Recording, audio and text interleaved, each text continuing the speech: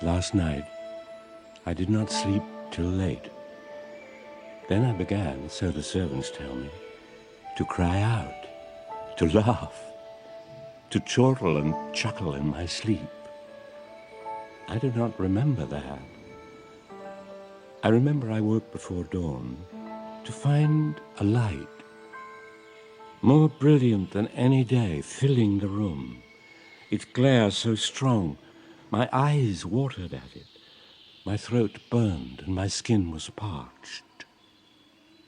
It was as if the sun was shining there where I'd been sleeping, as if God's own voice rang clear in the brightness of heaven. He told me then to dance to him, to lift up my heart and sing, to be like God himself, feminine as well as masculine, bride and beloved both. I am Cadmus. This city, which 50 years ago I founded, is called Thebes. I was a young man. I could not guess what life held for me. I consulted the oracle at Delphi. God spoke through his sacred priestess. He instructed me to build a city here upon rock, where spring water issues from the earth. I did this. I killed the serpent which protected the spring. I killed it. Its teeth became seed. I sowed them into the ground at the command of God, and they burst open under my feet and rose to life as men. I remember this. I saw it with my own eyes. I had no son. Long years ago, my eldest daughter, Semele, died in fire. Some say that she was struck by lightning as she lay in the open sleeping on a hot night in midsummer. She was a virgin, untouched by any man. Some say, however, that she bore a son. Zeus came to her by night. He took her as a lover and planted inside her a miraculous boy, a golden, celestial child. When told by Zeus that he was king of heaven, Semele did not dare to believe him. For proof, God swore a sacred oath to do whatever thing she required of him. Oh, let me see you then, radiant, divine, seen as you are seen in heaven. Her body ignited. It became molten light. It burned like the morning star. One thing alone of her was left. Within her womb, a child, unborn, untouched by flame, Dionysus, God's own beloved son, the only God not born in heaven. These stories were circulated often 30 years ago. I will not say that I believed them. I am an old man now, tired, forgetful, frequently ill. I abdicated from the throne. I gave the crown to Pentheus, my grandson. Pentheus was born to Agave, my second daughter, whose husband had died young. He took power, boldly, unsqueamishly, with both hands. He laid hold of the priests, the medicine men, and those who make rain by magic, and either killed them or banished them. He knew he could not be supreme while these powers remained beneath him, but not subject to his command. He has condemned the stories of Semene's death as lies or blasphemous fantasies. She held in her arms not Zeus, but a mortal man. Her child was a bastard, not the son of God. At first the people obeyed him. They spoke in his voice, saying, "It is apt and fit that we put away these ancient things. Such superstition is fit only for a nation of slaves, women and children." Women, slaves, children. These, in their oppression, are heavy with dreams, knowing that they must live like fruit that is eaten. Their minds create a language of longing which finds no expression in action. It is a call not of will, but of need, a plea to be heard by the power of a god. Dionysus has returned. He is here. He is real. He comes whispered, half heard, glimpsed, not openly seen, rumored, expected, yearned for in prayer, as Savior, as perfect incarnate God. At night I hear the voices of women. They are singing. Dionysus has heard them. In the secrecy of their prayer, he answers and is there. High upon the summit of Mount Kithaeron, in wild and desolate places, they have sought him and found him, in the water which has changed its nature and become wine, in the hot red blood of the grape, made holy by divine ecstasy, in the frenzy of deliverance, which is the sister of madness.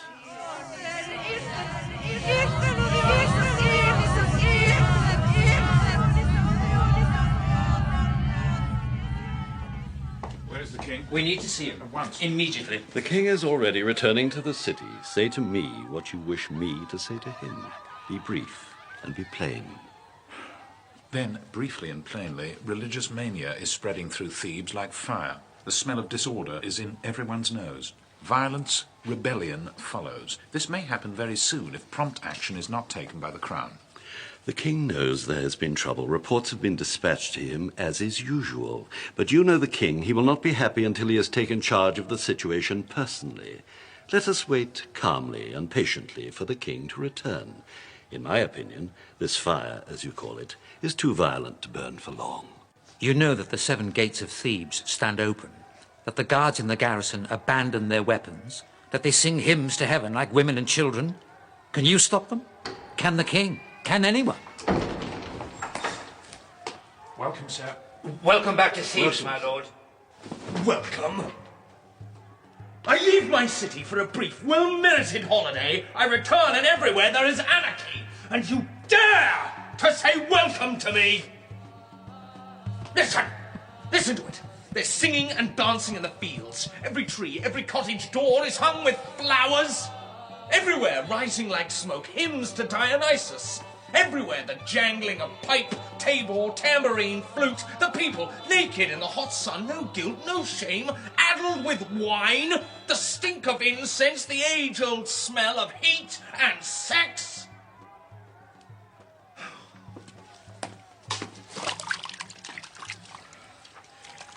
As I rode toward the city, I met some of these revelers, idling under a tree, laughing for no reason. I shouted, "Why are you not working? Have you no trade or profession? Do shuttle and loom turn to an industry of their own? Is corn gathered in without the help of men?" There was a time when their bowels would have opened for fear. There's more. High in the mountains, little covens of god-struck women perched among rocks like birds, squatting on their haunches, their unkempt hair flowing free, living, sleeping in the open. Only the shade of the heavy pine keeps the weather off them, dreaming of Dionysus. The god. The dancing boy. What sort of man is he then? This gypsy from the Orient, this Dionysus, this sweet-smelling youth with his long, scented hair, who thinks he can take the city of Thebes without risking his body in combat? Sir, this is God. Meaning? They think that God has come home. Meaning? They are saying God was born here. God has come back to Thebes. Here, heaven touched a mortal woman with fire, and she gave birth to a saviour, to a divine son. They are saying he's here, we've seen him. They are saying milk has poured from rock at the touch of his arm. He can turn stones into bread, water into wine. These people were workers once. Day upon day I observed them at the plough, gashing open the obdurate earth with iron, breaking the brittle stone to build the sheep pen. Their minds persistent as siege engines, their bodies resilient as leather. And now some pornographic poet's dream of love and wine and indolence and lunatic narcotic bliss in paradise has shattered them. Well, we have a simple way with people like these. We know what to do with them, do we not, gentlemen? Arrest them. Do it. Arrest them all. Sir, it is impossible. What? There are too many of them, sir. We cannot put half of the population in jail. And some of them, sir, are important people whose position would make such action embarrassing. Who? I want their names. Your mother, Agave, is one. Your aunt, Autonoe, another. Sir, other people are saying it's all right. It's all right if they're doing it. They are women. They can be ignored. There is another, sir. I regret to inform you, his place, his distinctions, too high to be ignored. Who? The old king, sir, Cadmus, your grandfather. Nonsense. You are wrong. Sir, it gives me no pleasure to report it, but I swear it is true, sir. I have seen it for myself. A man of 80, sir, dressed in a woman's robes, his white hair garlanded with flowers.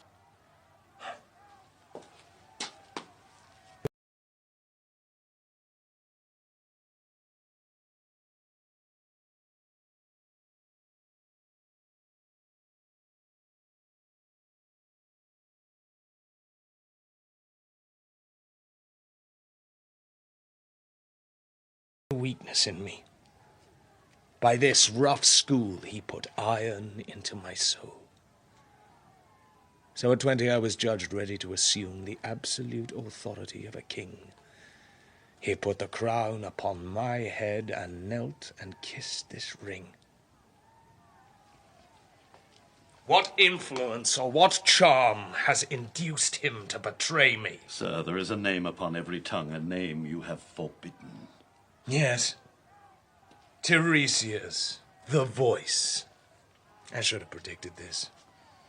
That blind, half-witted, clapped-out, evil-smelling old charlatan is back in Thebes. It was our intention to arrest him, sir, but the crowds proved too strong for us. Cadmus, the father of his country, Cadmus was with him acting as his guide. He led Tiresias by the hand into the city square where Tiresias stood and prophesied. I asked, by what authority, sir, do you allow this vagabond to preach openly in the public square? Cadmus replied, he serves a master greater than the king. Oh, I answered, does he have a name? His name is God, Cadmus said. Do none of you understand what government is? Government is a conspiracy of the decent against the lawless, against anarchy, against the primeval voice which shrieks from the woods. Oh, they'll call it liberation, but freedom soon becomes a slogan for brutal acts of retaliation. The name of God spoken as a watchword for the settlement of old scores. You are right, we cannot arrest them all. We arrest the ringleader. The others do not matter. We capture this so-called self-styled god and we cut off his head. Cut the tail off the dog goes on living. But cut the head off the dog dies, and all his parasites die with him. All summer long we have prayed. Oh, Zeus, When shall the groaning earth receive its God? Give us, if not yourself, at least your holy seed. How else may be healed the savagery of this world? Did not heaven desire in love a mortal form? Was in this not shown the covenant between them? Dionysus the beautiful has come. By love to redeem from the tomb.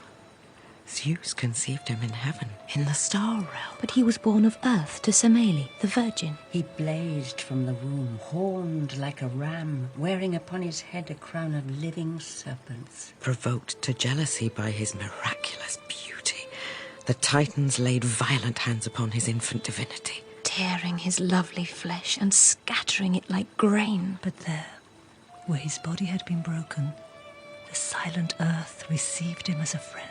And Dionysus did not die, but rose again from darkness, like a tree.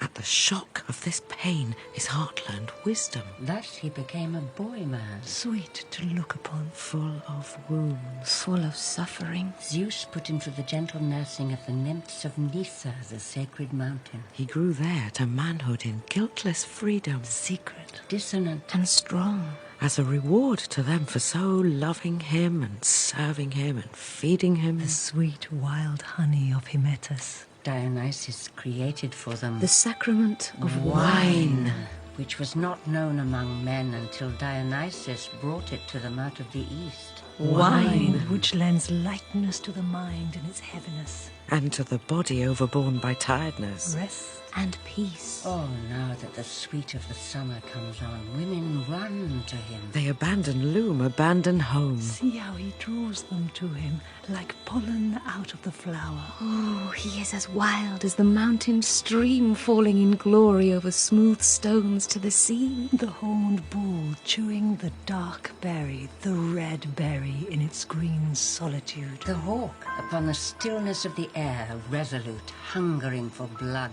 To old men bending at their burden, weary of work, look. He will bring an end to the harsh, unyielding labour of their days. Here, in the consolation of the vine, they hear again voices under stone. Laughter in the deep wood. The long-looked-for promises of boyhood. Rejoice, we have seen them everywhere, these signs of the gods' glad magic.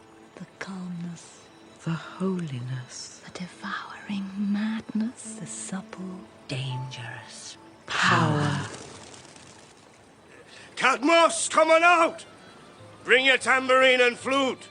Let's join the dancing in the street. You lead, old friend. I'll follow. Will you be my eyes today, Cadmus? Where do you want to go? To the slopes of Kithyron, where the god was born.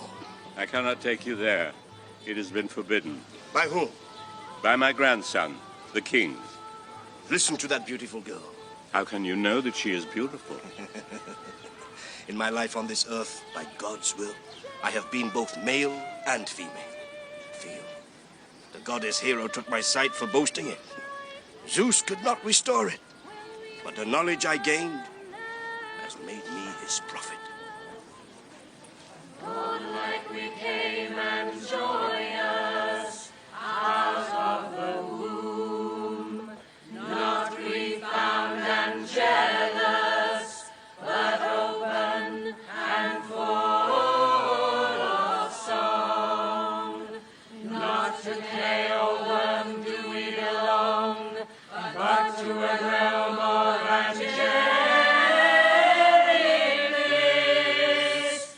To the blinding brightness will we return at last. Declare the day perpetual holiday. The soldiers are gone. This is the lover's time. Oh, Agave, oh, beautiful one, mother of the king, come with us and dance with us. Be light and footloose and joyous and carefree. Sisters, brothers, you know well how I long to come at your call.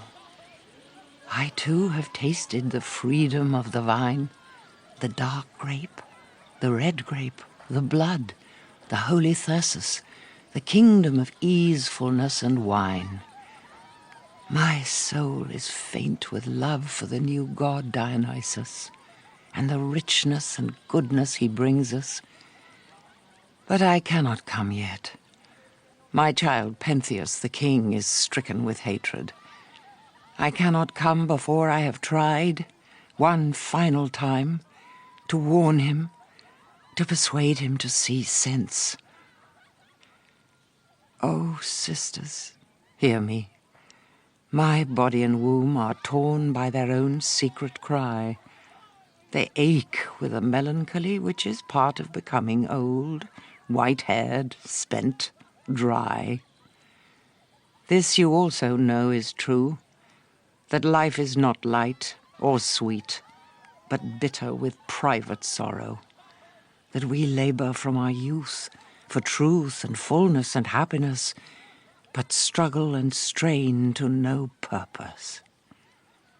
In this, Dionysus our Lord has heard us and walked with us. He has seen with what pain our hopes are cast down. Oh, the promise of release from this is like honey, like nakedness. Let the one who pities our tears receive us at the last with beauty and gentleness, and purge us of all fear.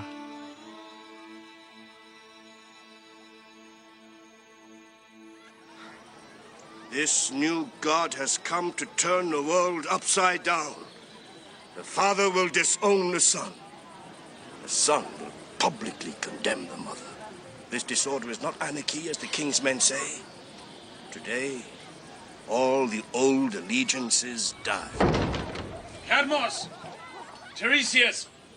You both disgrace the city. Banging the drum, rattling the tambourine, decorating your hair with flowers, dancing in the public squares like carnival girls. Look at yourselves. Garlands of leaves, women's clothes. My dearest grandson, please do not be angry at our levity. These clothes, which you call women's clothes, the soft pelt of the fawn, the ivy, and the bryony, which bloom to celebrate the spring, these things are outward forms. We wear them for devotion. Be aware, before you go further. I know the truth. I have been informed how you and those like you have chosen to honor this god. The depraved behavior high in the hills at night in the blaze of the torches. Young girls, driven to the extremity of their senses by the frenzy of the drum, fucking in the bushes. The divine meal, the delight in animal blood, the mountain goat, its shoulder torn out, eaten still living during the long, insane, ecstatic dance. You have flushed with pleasure when the crowds acclaimed you. I warn you, do not deny this god, his love, his frenzy. He will not force chastity on women to satisfy your shame. In him they discover an emancipation of their own. Yes, it's true they run naked for joy, but do not lie about their innocent ecstasy or condemn the divinity they affirm. Their hearts are holy and calm. If you provoke the people by your speeches or even by your presence among them, you will be charged with the crime of attempting to raise rebellion. You will be convicted, then executed. I am Tiresias. Throughout Greece, my prophecies are famous. You will hear them, Pentheus. I speak not as you, but as the gods direct. If the gods loved you, you would not be as you are, blind, crippled by sciatica, a walking colony of diseases offensive to the air. You say to men, beware, my magic is strong. But a priest or a prophet has no magic except his tongue. Recognize he has the experience of his years, as I do also, Pentheus. What is your counsel, then? It is simple. Dionysus is here. He is real. His magic is spreading like fire. It is felt in the earth, in the air. Worship him, grandson. You will not hold Thebes against him. Let me put the ivy crown upon your head. Bow and receive this benediction from my hand, as you did at your coronation. There is nothing to be feared. Preserve us from the man who thinks he is a god. No wiser words were ever said. Open your eyes, Pentheus. A god who will bleed as we bleed has long been promised us. The world's tears and its blood are greater than its happiness. It is not in our nature to make the old order easy and lovely and light. A new truth, a new power must do it. Remember that you were king once and wore the blood of men upon your skin proudly like a badge. Do not think in old age it is your privilege to be squeamish. When the throne was yours, you held it as I do now, rigid as iron. If he is profane, unworthy of our praise, we will be forgiven. We showed respect to what we thought was sacred. We did no wrong. We submitted our hearts to God. What is God? No one knows. A lucky charm against the world's indifference. The revenge of fantasy upon common sense. I'll tell you what God is. What God can do, because I know. I am an old man, which means I never sleep properly. In summer, the heat wakes me early. In winter, the cold seeps into my bones. All day, all night, I feel the pain running along my old tired limbs, my old back, my old neck. I detest old age, its strain, its indignity. There's no bench which doesn't give injury to this worn-out mockery of a body. Yet last night, for the first time in 45 years, I slept as soundly as a child does, without pain, without care. The god has touched me. His touch has healed me. This new god Dionysus is my own grandson. He is Semele's child, she whose death in fire cast a shadow over my early days as king. At first I thought the stories of his birth were rumors and lies, woven to console me for my daughter's bad death. Now I see that they are all true. Dionysus is here in Thebes, and here he is teaching us a new dance of ecstasy. Let us dance. Let us stamp our feet. Let us be wild and jubilant and generous with wine. Let us dare to be fools as the truly good are. Dance to our folly, and let us eat everything sweet and ripe and lovely. Ah, give me a drum. I'll beat it. I won't get tired. I'll never tire again this side of the grave, which no longer holds any of its yawning, gaping fear for me. There is a universal law. It underpins us all. The law is this, that death is final. Nothing endures. Not on earth nor in heaven is there anything made which we can call eternal. All matter, all that is, falls and fades and vanishes. Each soul had its being before time began. It has passed already through many worlds, and it will pass in the future through many more. As the vine seeded in the earth rises again to new growth, shall not the soul of man or woman enter by rebirth a new body, a new life? If anyone presumes to teach that the soul lives after death and is reborn to life, they will be executed at once. For what crime must they die, Pentheus? For the most serious vanity a man may commit, pretending that mere opinion is certainty. Dionysus proclaims it. All Greece believes it. All Greece accepts it. Everywhere, except Thebes. Why is that?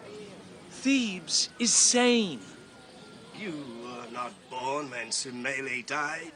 How can you say that there was no miracle? Because it is impossible. Because such things do not happen except in dreams.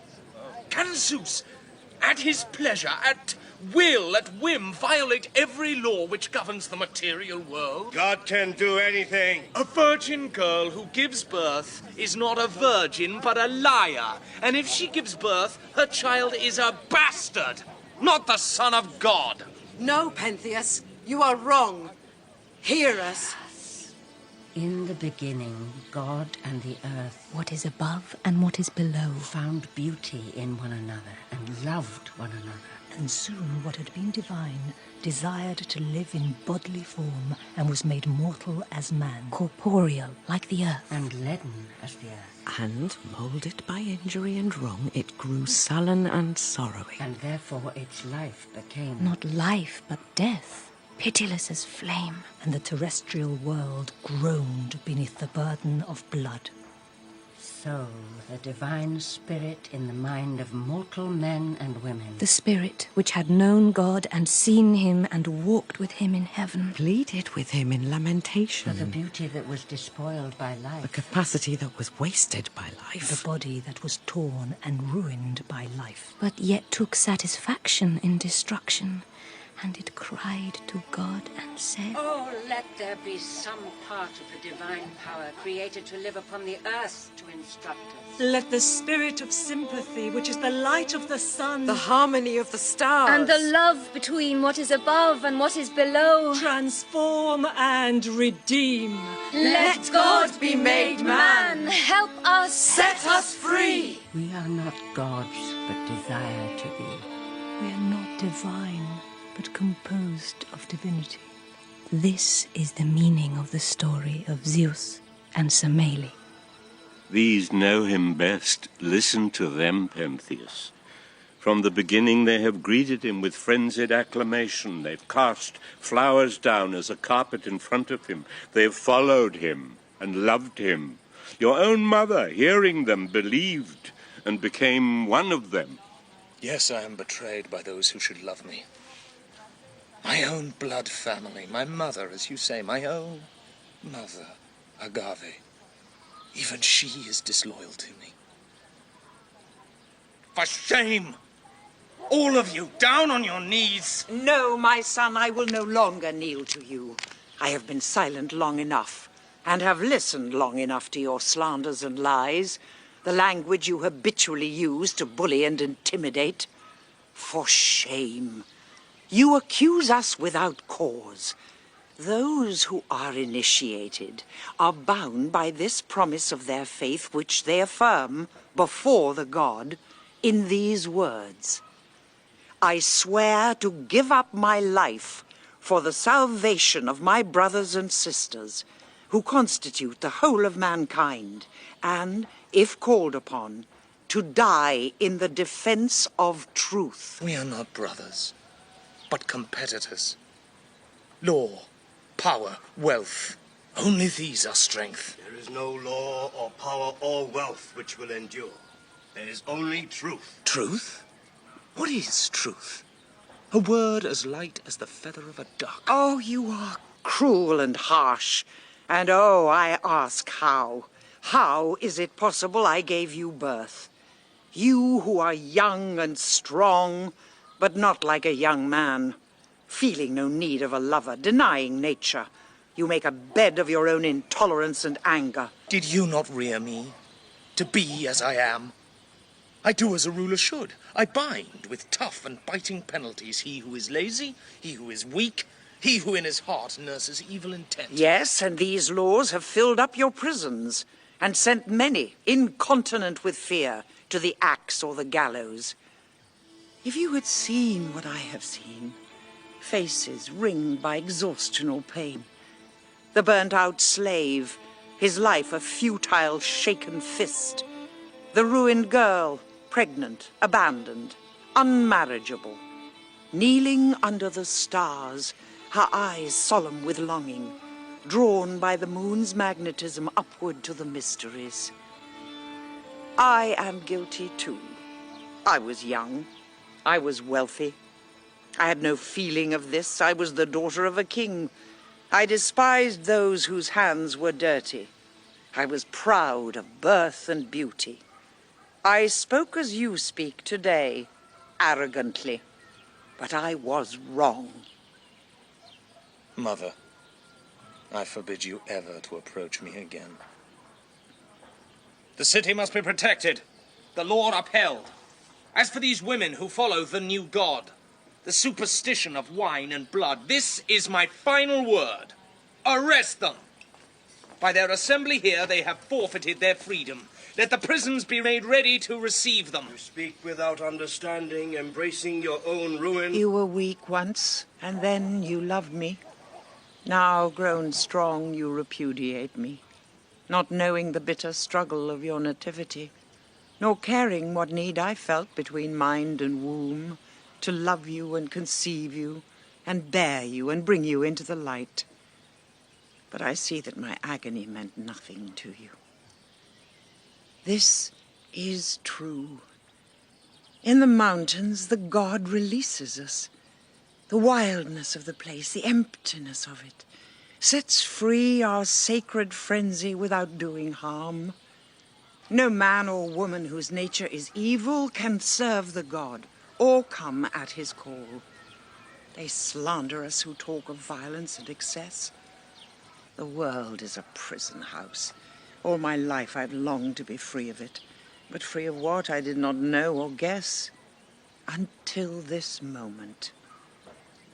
My place is not here, Pentheus, in your palace, but high in the hills, upon the long, tall grass.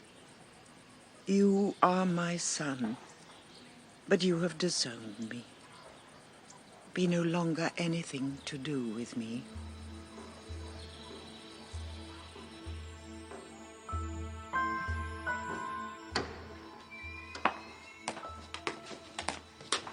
Well?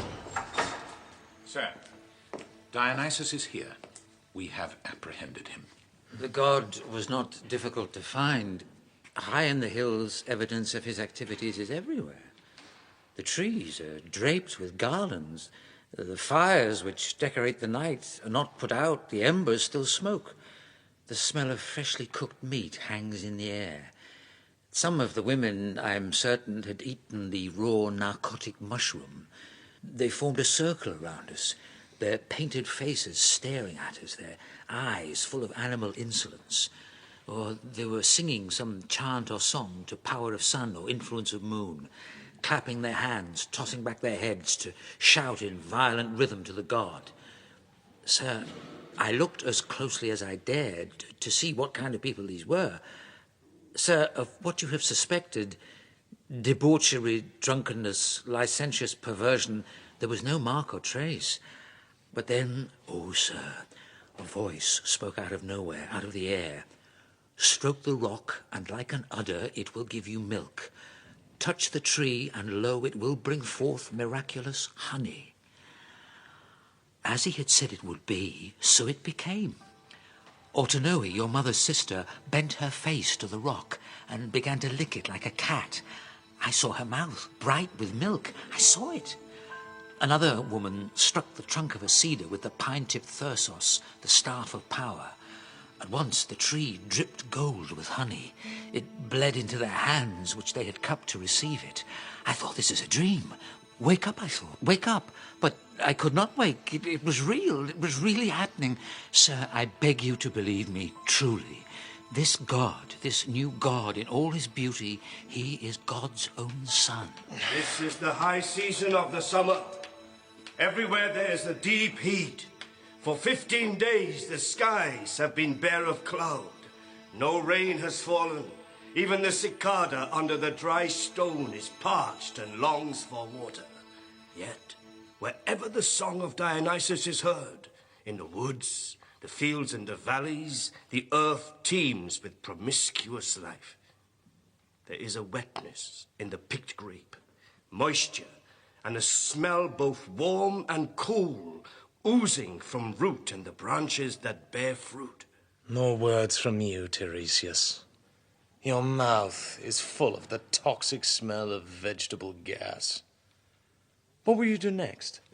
Thrust your bony fingers up some slaughtered chicken's arse, then solemnly inform us that the day of doom is close. It were better for you, you glib and immature boy, to forfeit your sight like me. Then you will never see what will be done ritually to cleanse you of your blasphemy. A day is coming, fool, it is almost upon you, when the god whom you say does not exist, Dionysus, the virgin-born, God's own son, will walk bareheaded into Thebes and claim it as his own. If you do not, that day, that hour, receive him and worship him at the temple and at every holy shrine, then he or those who follow and love him will rip your profane body limb from limb. Nothing will remain of you, or what your mother loved, except your severed head.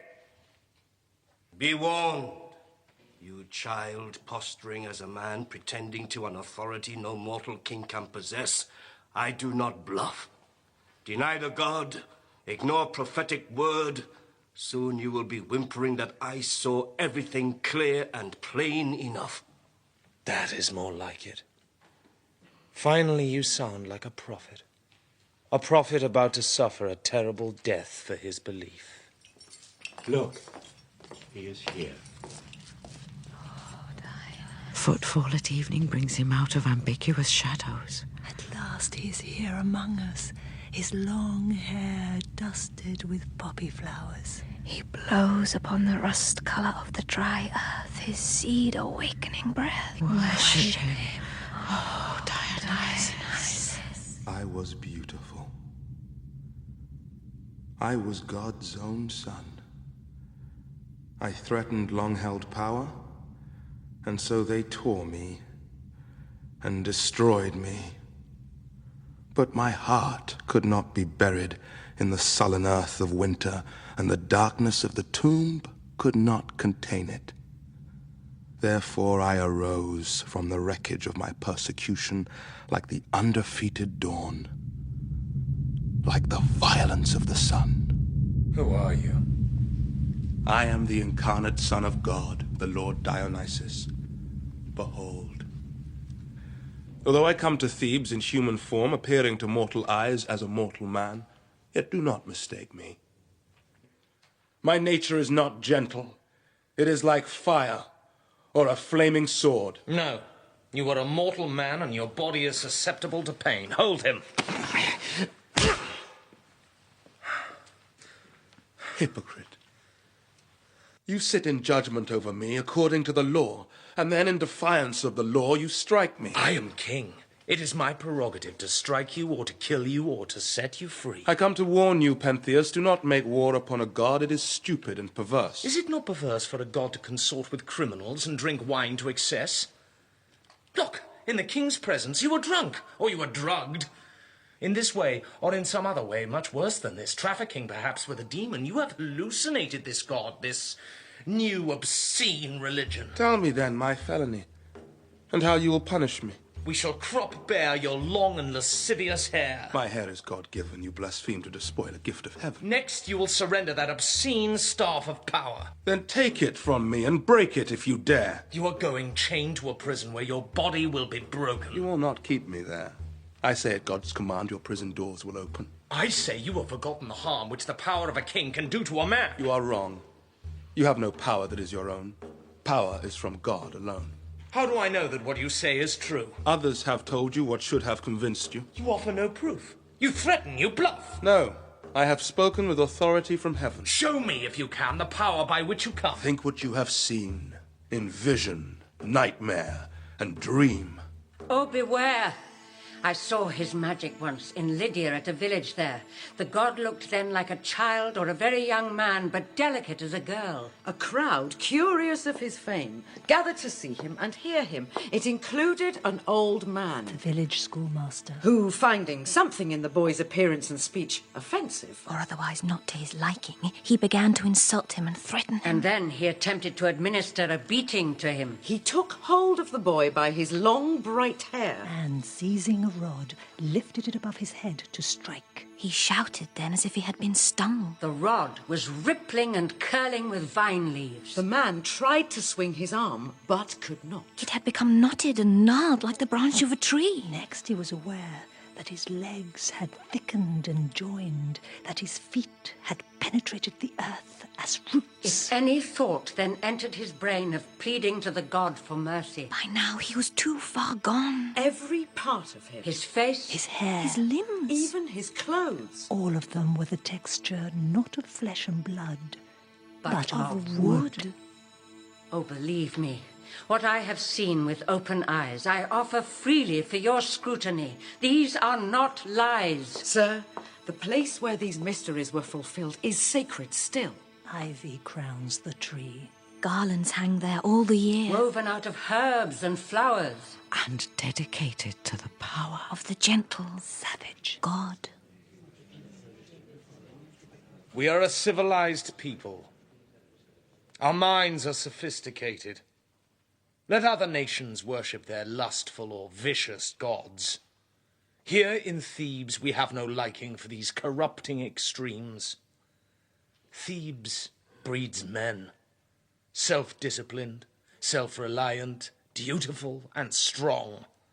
Let other nations ponder the nature of divinity.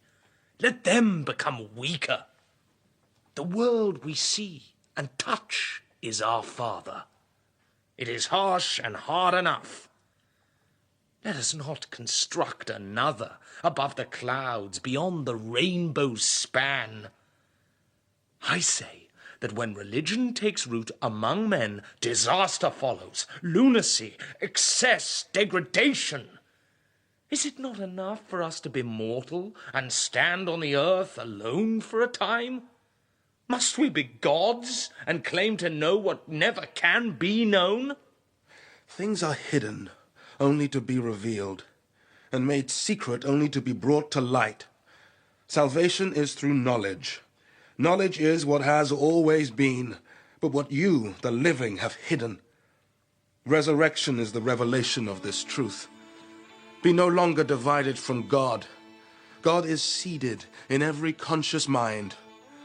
Blood and bone dissolve in the tomb, but spirit shall be free and fair, like light, penetrating the air. As branches, silver with hoarfrost, gather moonlight against the darkness, so the human soul, in life, draws truth to itself against death. But for you, you vain and impious man, discover for yourself what is forbidden. Guards, convey him to prison, and from thence let him be taken to some proper place of execution. Put your chains upon my holy limbs, then you make by your arrogance a reckoning with Zeus. Deny to his son, the Lord Dionysus, honor and reverence, then look to feel his violent anger break like thunder over your obdurate head. Your body will be torn, like the eagle in the storm. Do not doubt the justice of my word. Everything will fall out as I have said.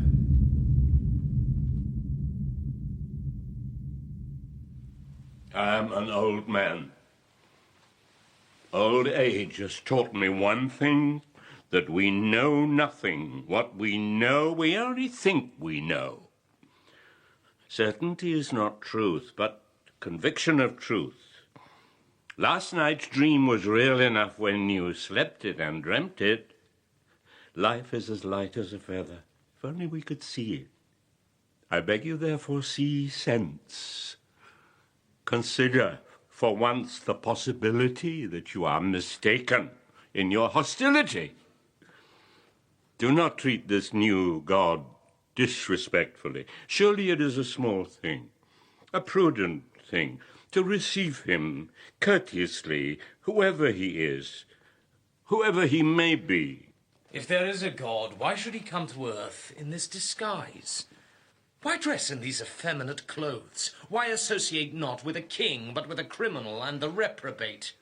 Release him, grandson. If this god is a true god, he would speak to me first, not last. Release him! This is the man to whom you gave your throne. You did wrong, Cadmus.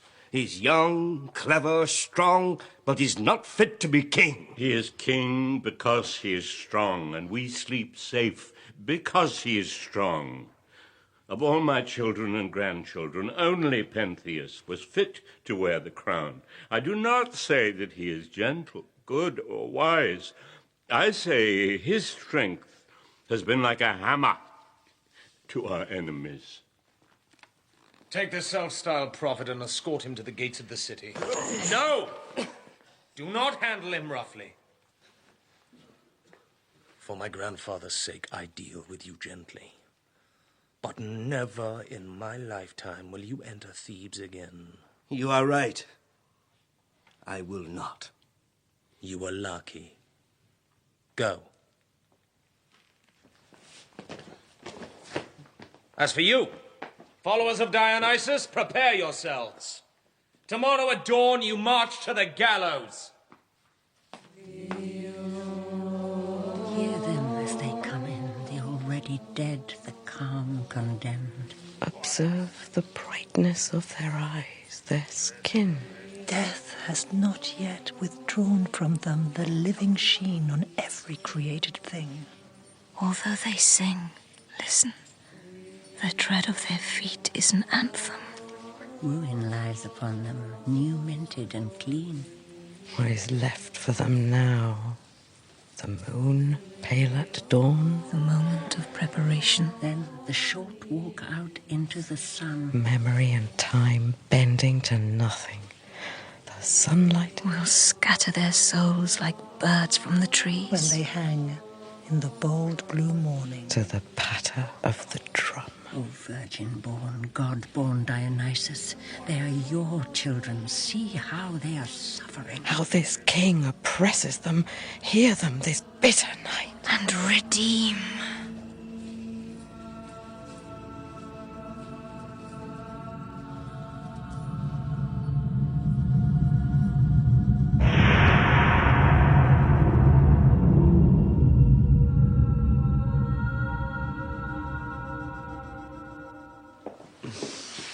I heard the thunder.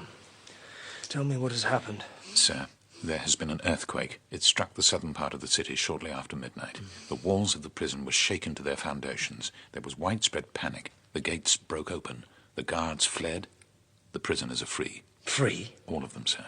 Singing could be heard coming from their cell. Then there was a flash. Every door and gate burst open wide. The chains which bound each prisoner shattered as if they had been made of glass. The jailer woke with a scream. Seeing what had happened, and assuming that his prisoners had escaped, he looked at once for a sword with which to kill himself. A voice called out to him, "Sir, do yourself no harm. We are not gone. You are not to blame. The God's holy will has been done." At this, the jailer knelt and asked forgiveness of the prisoner, who lifted him up and gave him the kiss of peace. The danger for us, sir, is this. He said it would happen. It has. Animals can feel the imminence of thunder many hours before it strikes. I've seen it myself. The horses restless in the field, the kitchen cat suddenly moving to retrieve its kittens, the heavy stillness which falls, silencing the birds. To predict disturbance in the weather is not magic, but a long-practiced country art. Let us not be deceived by these tricks. Who guarded the gatehouse? Answer my question. Sir, an old man, a slave unfit for any other employment. In your grandfather's day, he gave good service, but his strength and capacity are gone. Other men would pay him to sit and take their turn for them. The old man would agree. He wanted the money. He has kept watch over Thebes for the last time. Sir, under your discretion, the fault was not his. The fault lay with other men. That is no concern of mine. He was there. He takes the blame. The others also will be punished. Bring me the name of every guilty man. Sir.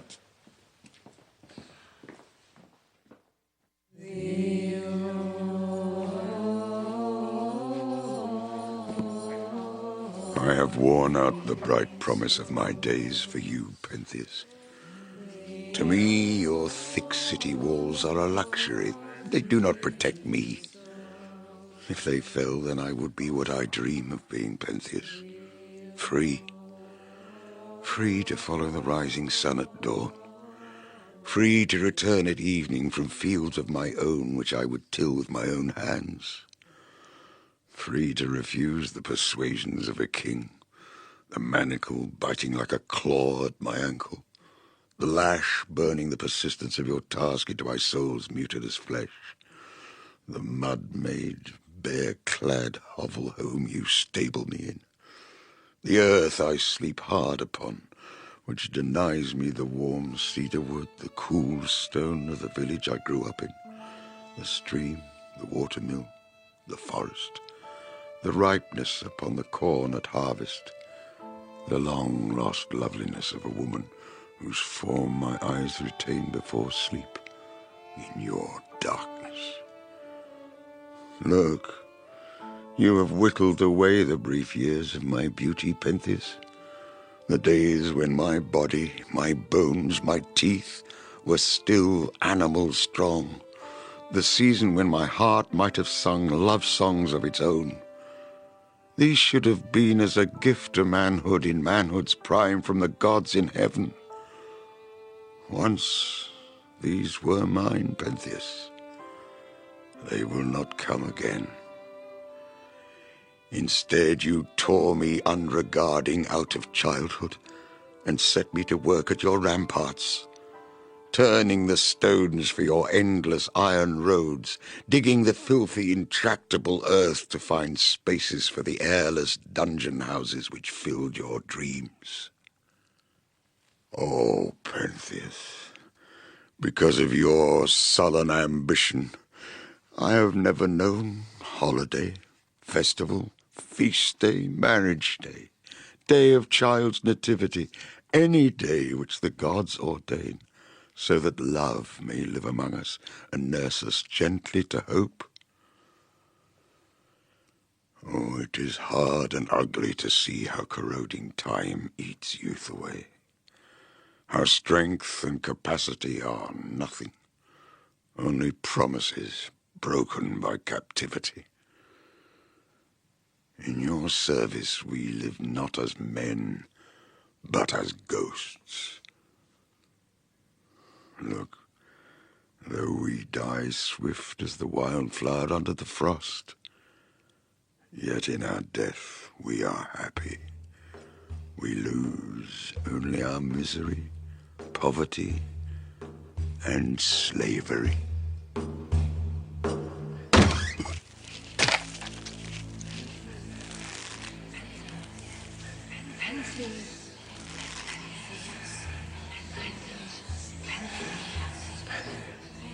These who are not secure, not contented, these look to the sky and bless the whirlwind. They hear below the horizon the vibration of the tiger's paw, the rhythm of the war drum. They do not curse them. They rejoice. They know that nothing will ever change for them without the catalyst of ruin.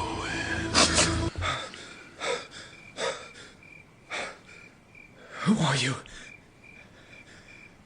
My doors are guarded and locked. How did you get in? I can pass at will through solid stone. Then you are a phantom. Touch me. I am real. You speak the truth. I was told that the prisoners had escaped. They think they have cheated me. But I know what they are doing. What are they doing? They are worshipping their god in unnatural ways.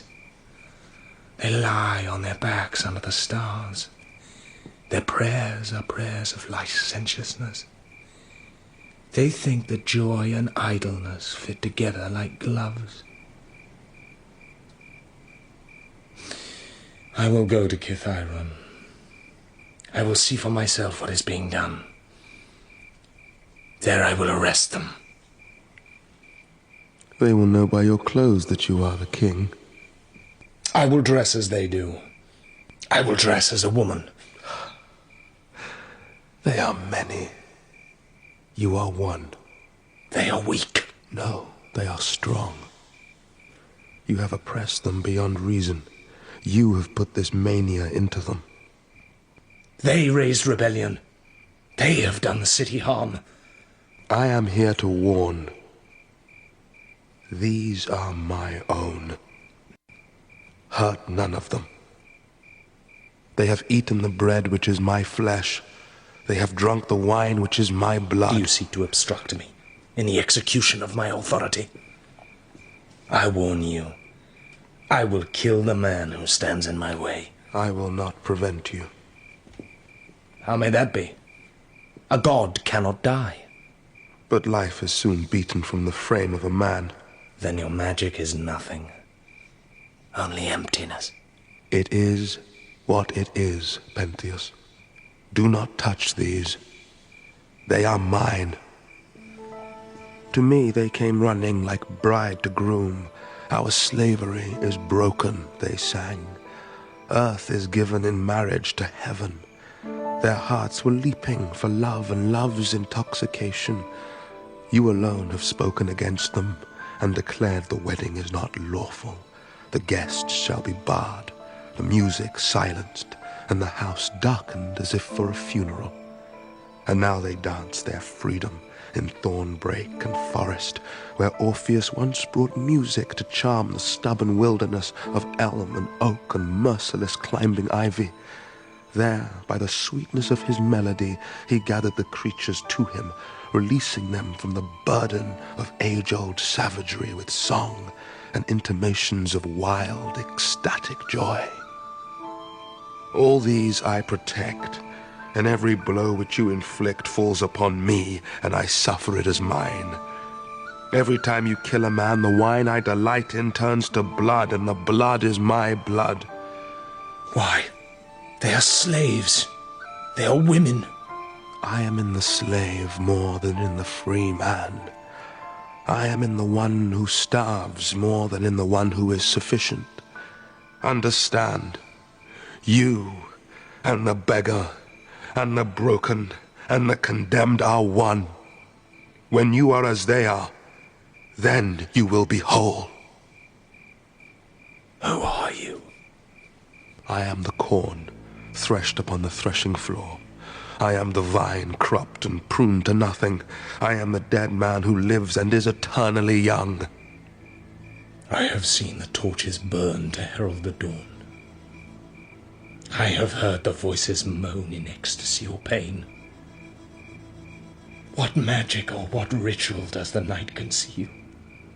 The god's effigy is garlanded with flowers and hung upon a tree. Then it is buried under stone, where for 3 days and nights it must remain.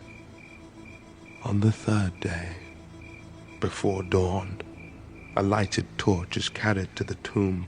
There, the initiated one witnesses in flame the miracle of life's resurrection.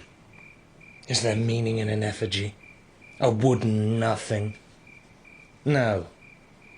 You play at immortality as children do. How may thought acknowledge what lies beyond the scope of language unless the heart is free by image to see as the eye sees? O witness, these things which are enacted, these are the shadows and shapes which redeem. You lie. Rise at dawn. Ride out above the city as I have often done. Observe, peaceful in the morning, the wooded hill below the summit of Kithyron. Yet, in every bush, in every ditch, under every blade of grass, the beetle is eaten. The ant and fly are consumed by the agile spider. Out of the air, the predatory bird brings death in a coil of movement. The snail is smashed from its shell. The scurrying mouse, the lingering earthworm, they perish like trash. If these creatures could scream, our ears would drown in their din. And this is the world which you say God is master of. Sit with me, as my brother at meat.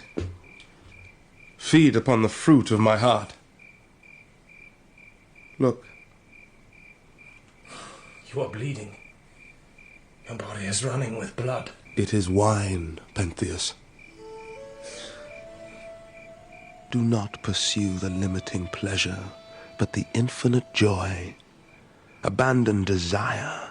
While you lust after this thing or that thing, you forget what is most holy, the universal everything. Have no allegiance to country.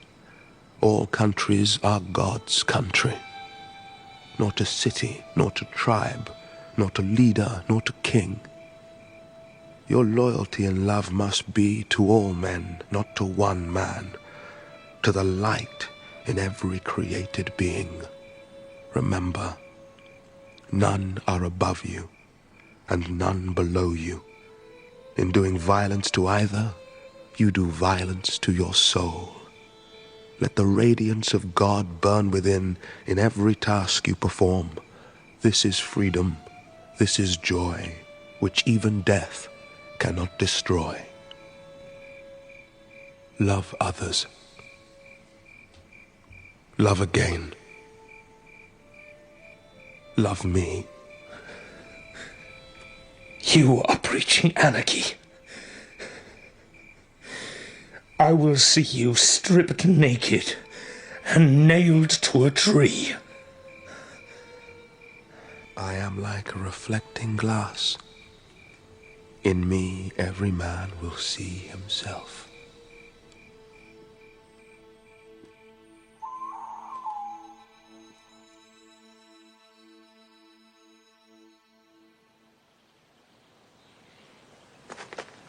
Sir, I must speak what I have witnessed. Where is my grandson?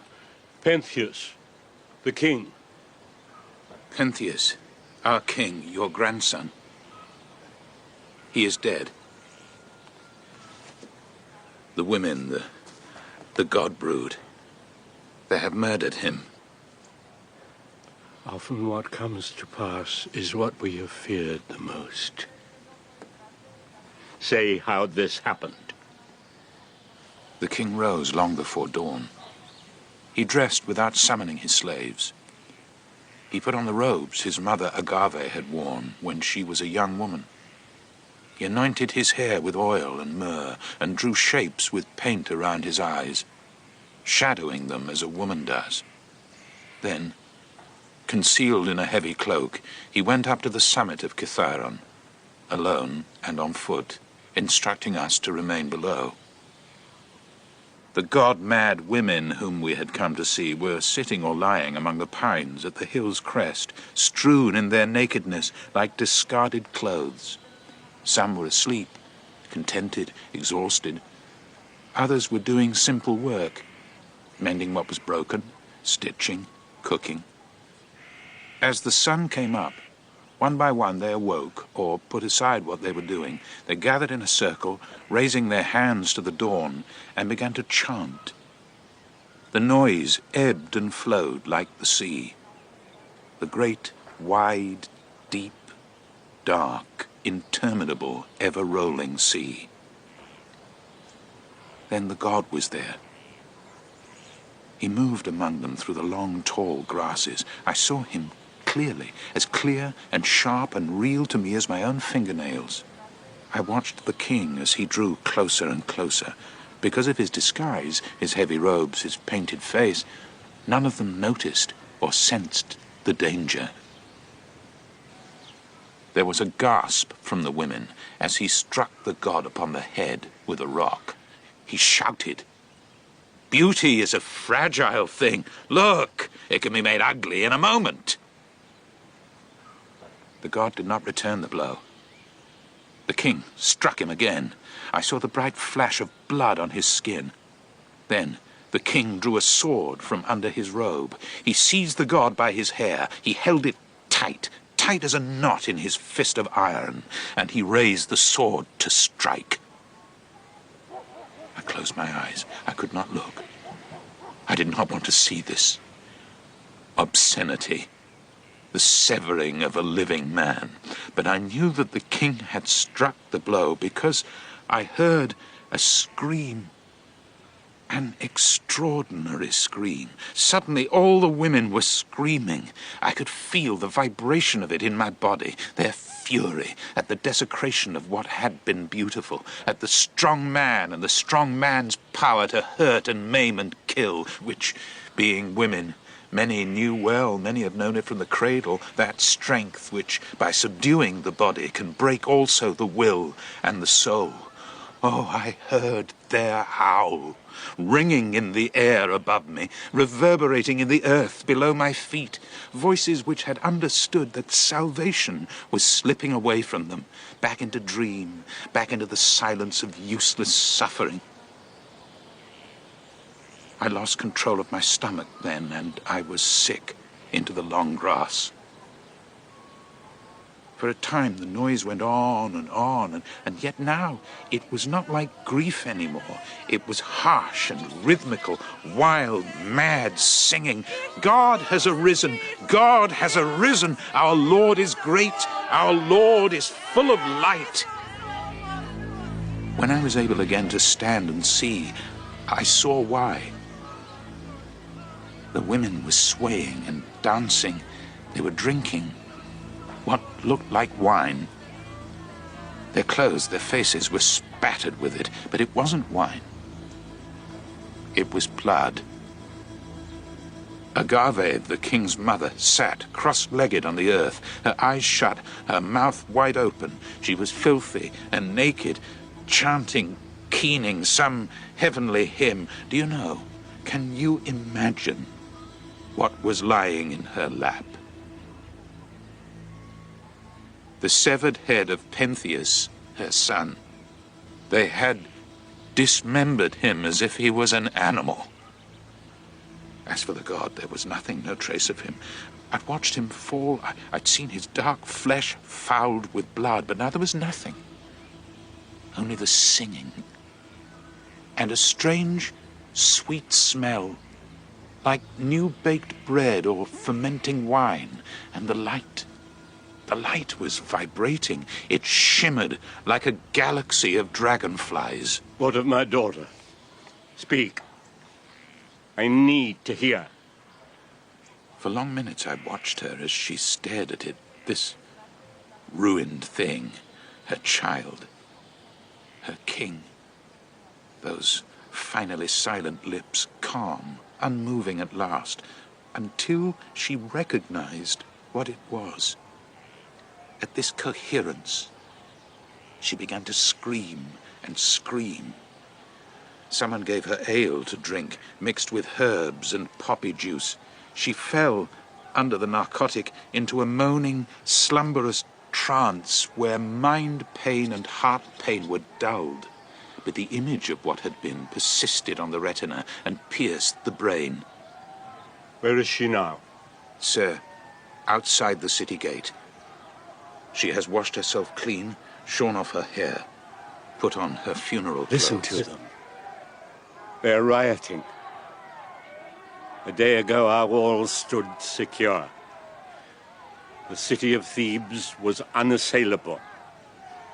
They have murdered the lawful king. They will pay. It would take a brave man to enforce the law at such a time.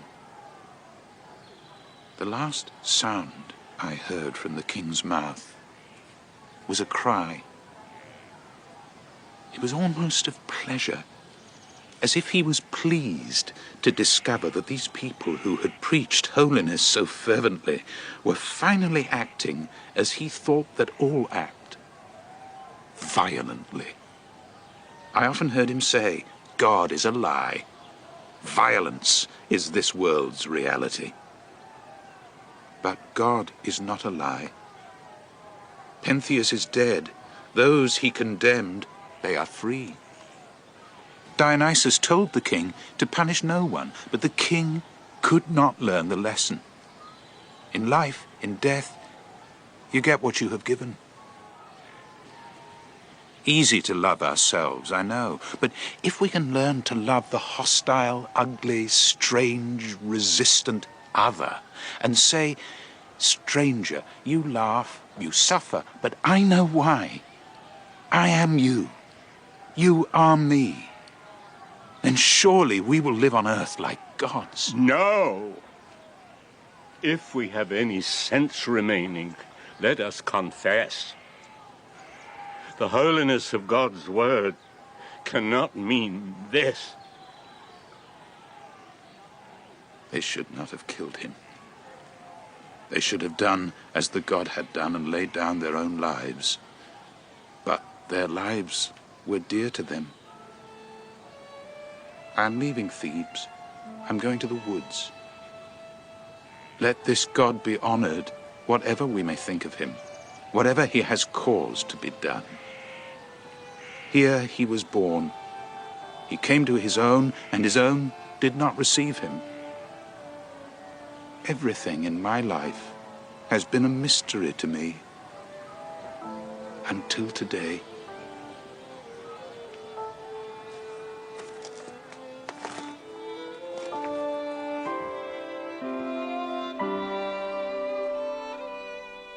Lord, we loved you.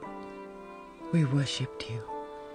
How then could you permit this evil thing to come to pass? The gods care nothing for human happiness, which passes as the seasons. From cradle to grave they instruct us through suffering, because they would have us learn the hard lesson of wisdom. I watched him grow. I watched you take him from me. I saw you train him for rigor and decision. Was his spirit capable of love? I know he loved only what obsessed him. His mind was too quick for feeling. Even as a child, he had no patience with slowness. His thoughts were swift and harsh. They outran my indulgence. But he loved you, Cadmus, for your unbending strength which compelled his respect. Often I wished him what he never was or became, loose-limbed and grinning, half boy, half man, tied to nothing, as footloose as a god, always roaming where a high, bright, dusty sun would turn all accident to fortune, always returning, like the pale star at evening, to throw his cloak of warmth over the mundane daily grief of loneliness and middle age. I am to blame. I dreamed a dream of a son, not him, not the man he became. At what moment does a life change from blessing to curse? To do what I did, I must have held him close. Of this embrace I have no memory, only my hands reeking of his blood. What god can alter the brutality of fact? You could not have known what your hands were doing. A cat must be separated a long time from her kittens before she forgets them. Did I forget what no mother has ever forgotten? The face and form of her own son. We have all been insane. When I saw what I had done, I was given poppy juice to make me sleep. While I slept, I entered the house of the dead. I was walking in a place open, like a meadow or hill. Far below me, a sea was beating upon a shingle beach. Everything in that place was alive, but it had life in a fashion different from our own. The sea lapped the shore because it pleased the sea to do so. The grass under my feet grew because it wished to grow. I walked for a time. I do not know how long. As I walked, I knew that Pentheus, my son, was walking beside me. I turned to look at him, but wept. My eyes were blinded and I could not speak. He told me he had woken in this place suddenly, cold and frightened. He said that at first he had not known that he was dead. Seeing that I could not reply, he tried to comfort me. He said, that because I had loved him, I had chosen to live at his side, as his mother, as his destroyer. He said that the pattern of our existence was not ended, that our strife had meaning. It would be better for him, he said, after the toil of the blood and the blood's bitter wastefulness, to grow in the earth as a tree. There he might become simple and slow and calm, nourished by creatures which crawl or climb. "O mother," he said, "do not weep for me. A tree feels no grief, no animosity. Live on the earth, be free, but pray for my soul. Remember me." Dreams are not real, but the lies they tell allow us to endure what is real. I pray that my hope is not false. I pray that knowledge and not darkness lies in the grave. Resurrection. Daughter, we must never hope to see each other again. You cannot remain in Thebes. You have killed the lawful king. You are banished. My guilt is terrible. I make no complaint. For you, Agave, exile and the trouble of soul which will break, then release. But for us, no grief at this. Only the simplicity of another naked day. The heat's force no longer wearisome. No sickness to our tired eyes from the sun at the meridian. The stubborn plough, motionless, unsweated over. And the field. The thick, ripe fur like grass, like corn. Its sway indolently mirroring the wind-borne configurations of cloud. Is untenanted and untended. Oh, listen. Now you can hear the corn growing. In its own power, the God's power. Where is God? Where can we find him? In living, within the enduring. In the dissolution of the heart's ambition. Be wise, therefore, and by wisdom see that only the long journey of the soul is a reality. Too long I have been a crucible for ambition and trouble. Life was the contention I wrought from contradiction. Let the demon in my humanity dissolve into vacancy, and the wind and the storm beat over my brain till the tough air scour clean what protesting stubbornness of flesh could not vanquish. And in the heat of it remember, all this ragged weather is transient as fire. One day it must be swept bare of its energy, its loud toil as void as a forgotten quarrel. And sun and stars also shall fall lame and dwindle, finally, to ghost and shell. And then shall all, even the dissonance of the soul, be infinitely still. You lived in chains, I came to you. You called upon my power to release you. But you are mortals, not gods. You act as mortals do. I cannot make you moral, good and pure. For all your feeling, you are purblind and stubborn. You look for a map to show you what is right or wrong, but will not learn from your own pain. Accordingly, with every self-willed breath, you bring yourselves and each other to grief. You complain that God has lied to you. God is not the liar. You are. Find salvation in the soul's decision. Respect as yourself every creature with life. In loving others, be as a god is. Leave Thebes. Leave your city. There are loyalties deeper than blood or family. Be poor. Be simple. Be like the beast of burden. Be an exile from everything you have called home. And follow me. Godlike we came and joyous out of the womb, not grief-bound and jealous, but open and full of song.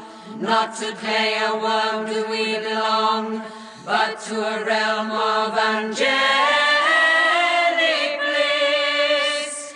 To the blinding brightness will we return at last.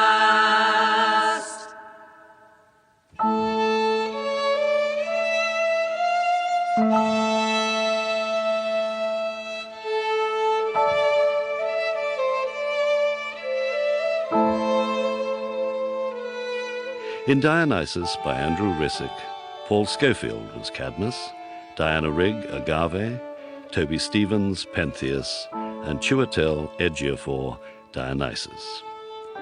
Lycurgus was played by Roger Allam, Critias by Pip Donaghy, and Polybus by Bruce Purchas. Tiresias was Geoffrey Cassoon, and the condemned slave Trevor Martin. The chorus leader was Anna Carteret, with Mia Sotirio, Mally Harris, and Yolanda Vasquez.